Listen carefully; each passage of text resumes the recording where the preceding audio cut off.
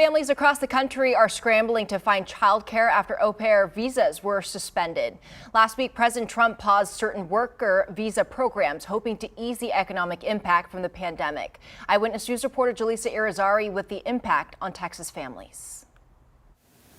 Peek into Nikki Stovall's online photo album, and you'll see a glimpse of her life, her children growing through the years, all while having someone special by their side. We've had au pairs from Brazil, Germany, France. Stovall has had 8 different au pairs through the years and now helps other families in Texas find their own through the Cultural Care Au Pair program. So, since the virus has hit, we've seen really demand for au pairs skyrocket.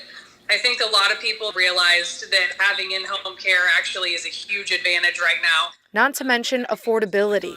According to Cultural Care's site, an au pair is on average $1,200 cheaper a month than an American nanny.